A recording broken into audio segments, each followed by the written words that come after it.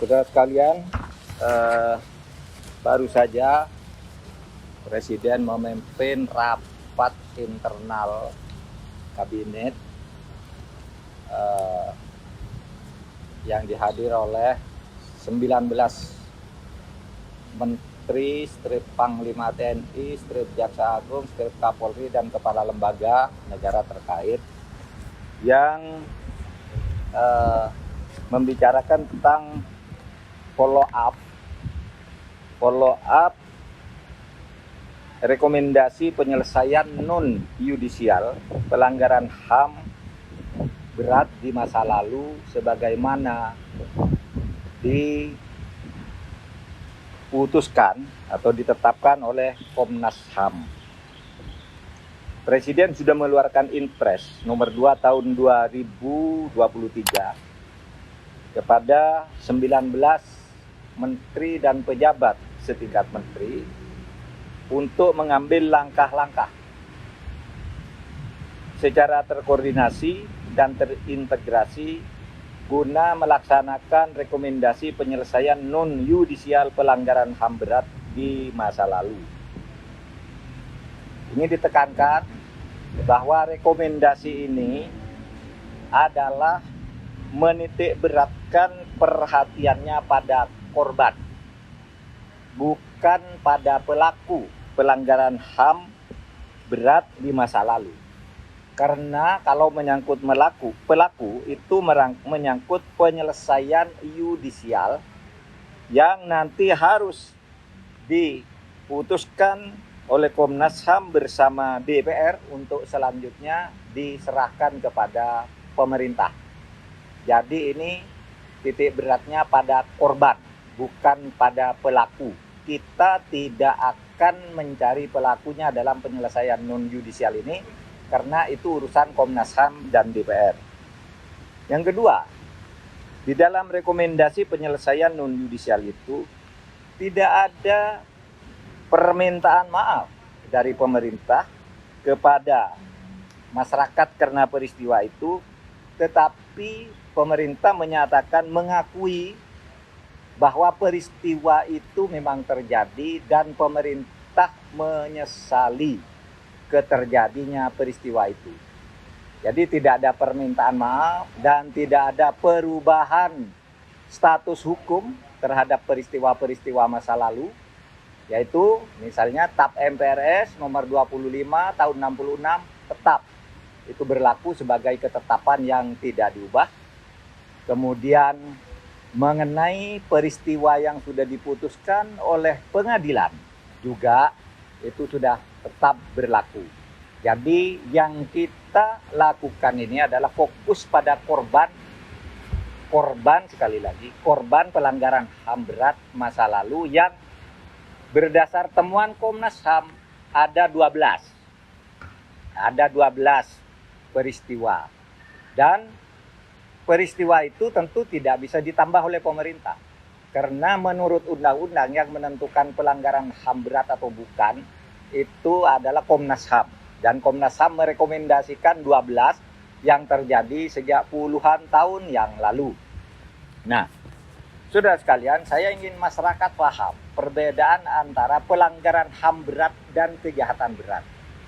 Pelanggaran HAM berat itu dititik beratkan pada unsurnya di mana pelakunya melibatkan aparat secara terstruktur. Mungkin korbannya hanya 2 atau 3 orang, tetapi itu bisa menjadi pelanggaran HAM berat. Tetapi kalau pelakunya itu sipil, terhadap sipil lainnya, meskipun korbannya ratusan, seperti peristiwa bom Bali dan sebagainya, itu bukan pelanggaran HAM berat, tapi kejahatan berat. Gitu. Ini istilah hukum supaya dimengerti, karena ada orang yang mengatakan tidak ada lagi pelanggaran HAM berat. Ya memang tidak ada, yang ada kejahatan berat itu banyak, kriminal itu banyak. Langkah berikutnya pada bulan Juni yang akan datang, Presiden Republik Indonesia akan melakukan kick-off atau peluncuran upaya penyelesaian pelanggaran HAM berat secara non-yudisial ini akan dilakukan di Aceh atau dipusatkan di Aceh pada bulan Juni. Tanggalnya masih akan ditentukan Tempatnya ada di 3 titik, yaitu di Simpang 3, Rumo Gedong, dan Pos Satis, serta Jambu Kepu. Data sudah ada sumbernya, nanti akan di cross check lagi. Bentuk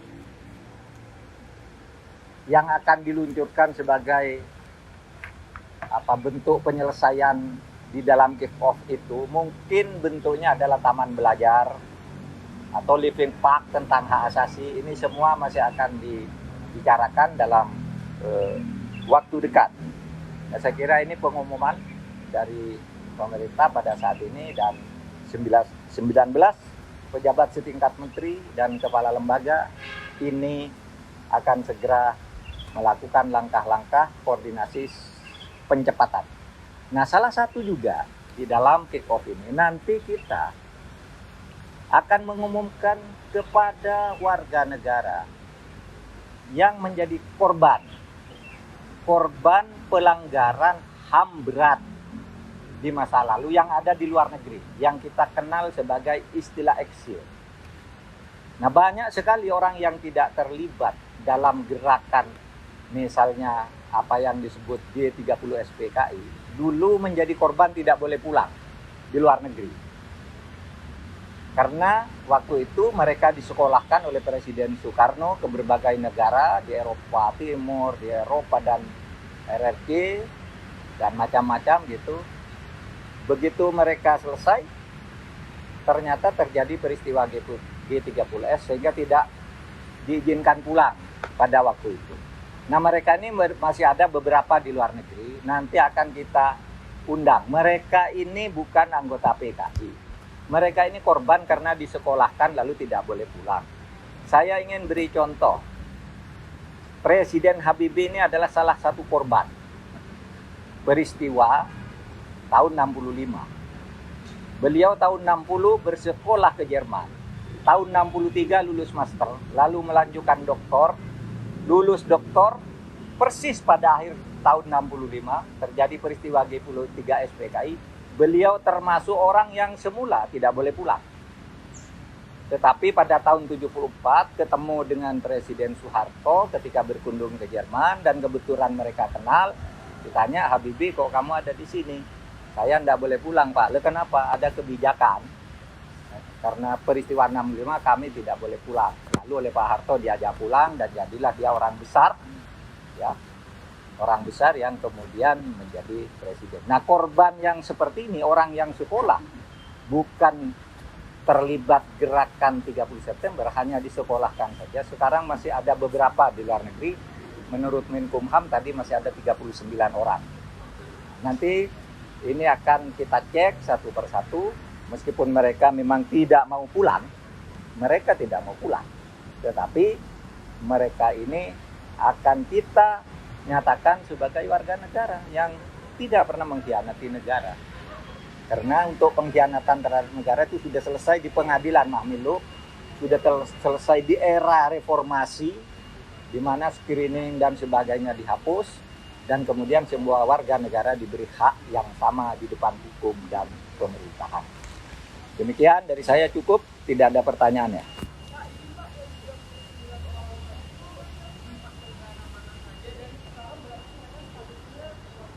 Ya, warga negara asing ada di Rusia, ada di Praha, ada di Kroasia, ada di berbagai negara, ada di Belanda. Ini tersebar-sebar.